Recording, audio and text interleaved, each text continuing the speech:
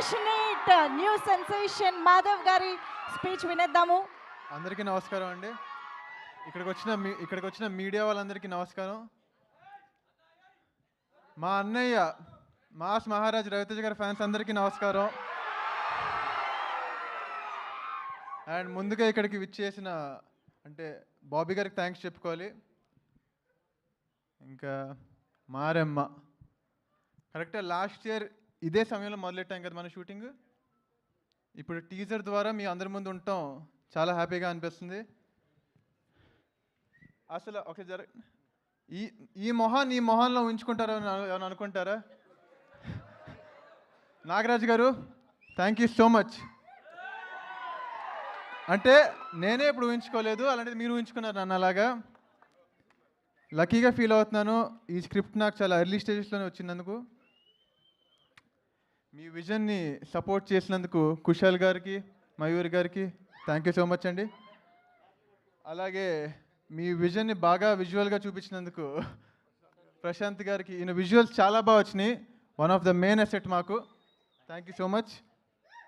And music ఎలా అనిపించింది? Music ఎవరైనా అంటే ఇప్పుడు నా లుక్ ఇలా ఉండేది, ఇలా ఎలా ఎక్స్పెక్ట్ చేయరో ఆయన నుంచి కూడా అంతే. చాలా సాఫ్ట్ సినిమాలు చేసుకుంటూ వచ్చారు ఇప్పుడు దాకా. 20 తీస్తారు. 10 times ఉండాలి దీనికి సినిమాలో. అండ్ ఇంకంతే ముందు ఈవెంట్లో ఇంకా బోల్డ్ మాడేసుకుందాం. Thank you. అసలు ఒకసారి జస్ట్ వింటుంటే మాకు రవితేజ గారి మాట్లాడే విధానమే అలా గుర్తు చేస్తున్నారు. ఐ థింక్ చాలా చాలా చాలా నేర్చుకుని ఉంటారు. ఎందుకంటే స్క్రీన్ మీద చూసే మేము ఆయన నుంచి ఇంత ఇన్స్పైర్ అయ్యామంటే రోజు దగ్గరగా చూస్తూ మీరు ఎంత ఇన్స్పైర్ అయ్యి ఉంటారు, ఎంత నేర్చుకుని ఉంటారు కదా. రవితేజ గారి నుంచి నేర్చుకున్న ఏ ఎలిమెంట్ని మీరు మారెమ్మలో యూజ్ చేశారు? ఐ మీన్ మారెమ్మలో అంటే బేసిక్గా లైఫ్లోనే ఏది సీరియస్గా తీసుకోకపోవడం.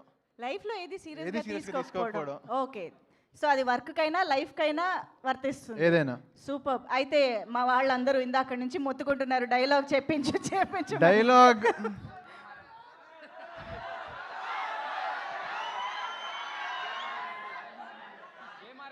ఈ డైలాగ్తో డిసప్పాయింట్ అవ్వకండి. జై మారమ్మ.